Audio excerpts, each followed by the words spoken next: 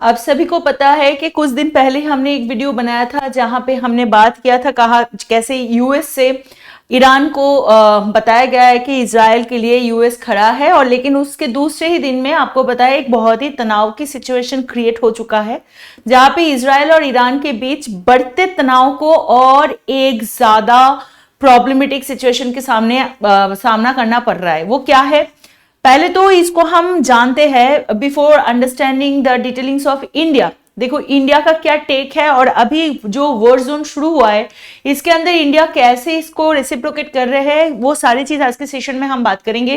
Video को last तक आपको देखना है और कमेंट करना है, शेयर करना भी है, ठीक है। तो बेसिकली अगर हम बात करें ईरान और इजराइल के ऊपर जो रिलेशनशिप के तनाव हमें देखने को मिल रहा है वो क्यों है, क्योंकि इजराइल ने दमस्कस सीरिया में एक ईरानियन एक कूटनीतिक कंपाउंड था जिसमें 1 अप्रैल को उन्होंने हमला किया था।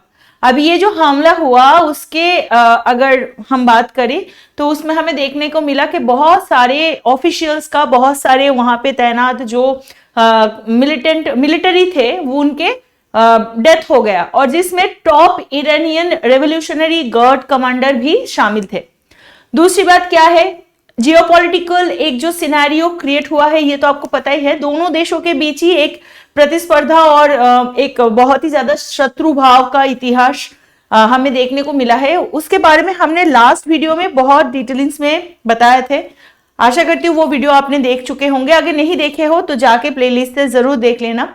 अब ईरान की जो न्यूक्लियर टेक्नोलॉजी की विकास योजना है और इजराइल के जो बिगिन डॉक्ट्रिन नाम के उनके जो स्ट्रैटेजी है उनके अनुसार ईरान के जो इस्लामिस्ट ग्रुप है जैसे कि हिजबुल्लाह, फिर पैलेस्टीनियन इस्लामिक जिहाद और हमास, इनको फंडिंग करना और बहुत ही मतलब ज्यादा से ज्यादा देखा जाता है कि आतंकवादी हमलों में ईरान का भागीदारी भी है। थोड़ा सा पीछे जाएंगे तो 1992 में इजराइल के जो एम्बेसी थे बुएनोस एयर्स में, 1994 में आमिया बॉम्बिंग, ये सारी चीज यही तनाव को बढ़ावा देता है। और सबसे बड़ी बात है ईरान और इजराइल के अंदर का जो डिफरेंसेस, आइडियोलॉजिकल डिफरेंस, एक बताया जाता है कि इलीगली कब्जा करने वाला और मुस्लिम भूमि पर एक मतलब जबरदस्ती एक राज्य बनाना, this things are also there.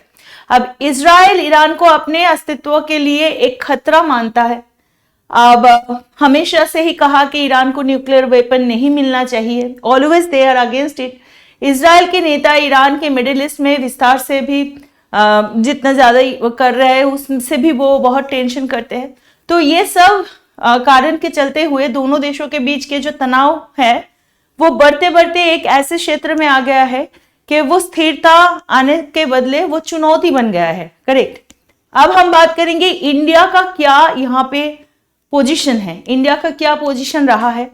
Bharat का स्थान अगर बताए तो ईरान और इजराइल के बीच बढ़ते तनाव के अंदर एक बहुत ही महत्वपूर्ण रखा है, क्योंकि India is always a place जहां पे वो मध्यस्थता करता है। ना किसी के लिए इनके कोई बैर भाव है, ना ही किसी के लिए कोई इतना ज्यादा दोस्ती भी नहीं है ताकि जाके एक दूसरे के खिलाफ खड़े हो जाए। तो एक संतुलित रिलेशनशिप हर वक्त इंडिया मेंटेन करता है।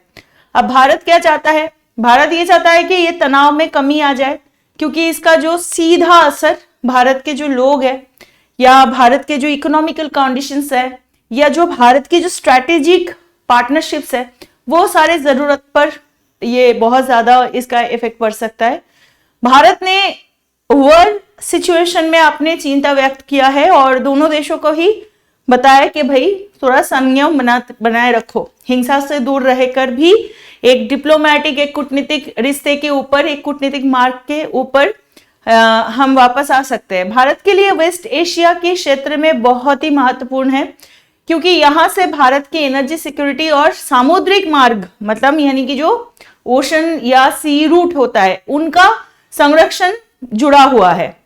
तो अब इसलिए भारत ने अपने नागरिकों को ईरान और इजराइल की यात्रा करने के लिए सलाह बताया कि प्लीज अभी मत जाओ, और इन्होंने ये भी बताया कि ऐसे क्षेत्र में रहे जो भारतीय है और ऑलरेडी जो लोग वहां पे रह रहे हैं, जहाँ पे वॉर जोन क्रिएट हुआ है, वो लोग इंडिया एम्बेसी के साथ कनेक्ट करें और अपने जो चीजें हैं, अपनी गतिविधियों है, उसको थोड़ा सीमित रखे।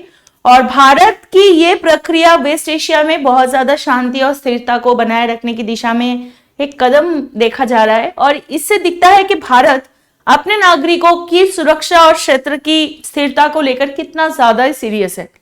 अब जो सबसे इंपॉर्टेंट जो हम चीज देख सकते हैं यहाँ पे, वो क्या है, ईरान ने भारतीय ऑफिशियल्स को जल्दी ही जो क्रू वहां पे मतलब जिनको बंदी बनाया गया है, उनको भी मिलने की अनुमति मिली है। ईरान ने भारत के जो एक्सटर्नल अफेयर मिनिस्टर है डॉक्टर एस जयशंकर, उनके पार्टिसिपेशन के बाद यह वादा किया है कि भारतीय ऑफिशियल्स को ईरान के द्वारा पकड़े गए जहाज के 17 जो भारतीय क्रू मेंबर वहां पे शामिल थे, उनसे मिलने की अनुमति देंगे। तो ये जो घोषणा किया गया है डॉक्टर जयशंकर द्वारा, ईरान और इजराइल के जो फॉरेन मिनिस्टर्स है उनके साथ की गई है। और बहुत सारे चर्चाओं के बाद ये कंफर्म किया गया है कि जो दोनों देशों के जो क्षेत्र है उनमें जो भी सिचुएशन जितना भी एस्केलेट हो रहा है उसको कुछ भी तरह से कम किया जाए। जयशंकर को द्वारा ईरान और इजराइल के फॉरेन मिनिस्टर से भी डीएस्केलेशन की बात की गई है।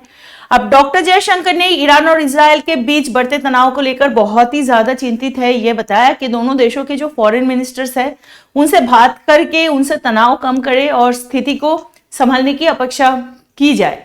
अब यहाँ पे और एक चीज है, उन्होंने एक बात यहाँ पे बताया कि वेस्ट एशिया की जो ग्लोबल इकोनॉमी का जो सेक्टर है या जो क्षेत्र है और शिपिंग रूट है वो बहुत ही महत्वपूर्ण है, क्योंकि यहाँ पे अगर स्थिरता ना होगी तो इसका सीधा असर भारतीय इकोनॉमिक कॉरिडोर पे देखने को मिलेगा। हम बात करेंगे न्यू दिल्ली के बारे में। न्यू दिल्ली से क्या इंपॉर्टेंट प्रिंसिपल पोजीशन लिया गया है। अब भारत ने ईरान को इजरायली स्ट्राइक के प्रतिक्रिया में किए गए हमले के बाद एक बहुत ज्यादा इंपॉर्टेंट स्थिति अपनाई है। डॉक्टर जयशंकर ने यह भी कहा कि भारत चाहता है कि दोनों देशों के अंदर संयम बने रहे, ठीक है। और इसके ही जैसे मैंने बताया कि भारत को शिपिंग करना होता है क्या, ऑयल, तो वो अगर ऐसे हालात में होंगे तो इंडिया के लिए literally it will be very tough.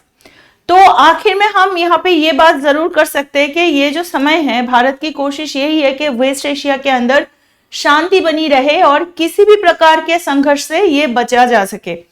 Doctor Jaishankar जी का यही प्रयास तभी से रहा है और अभी भी उन्होंने ये उम्मीद किए है कि जो ऑलरेडी जो सारे लोगों को बंदी बनाया गया है, जो इंडियन क्रू मेंबर्स को 17 लोगों को बंदी बनाया गया है, उनसे जल्द मुलाकात हो जाए और जो भी चीज चल रहा है वहां से ये न्यूट्रल एक स्थिति से एक कूटनीतिक पहल से वेस्ट एशिया के हालत में सुधार का संभावना ले सके।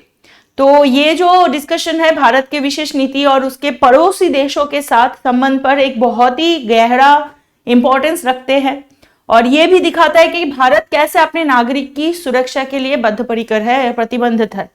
तो this was everything for today. आशा करती हूँ इस सेशन का डिटेलिंग सबको समझ में आ गया है। आगे क्या होगा उसको जानकारी, उस पर जानकारी पाने के लिए हमें फॉलो करना ना भूलिएगा। सब्सक्राइब द चैनल, फॉलो कर लीजिए और yes we are available on very other social media platform, आप हमें ज्वाइन कर सकते हो। तब तक के लिए please take care and be are responsible citizen. जय हिंद।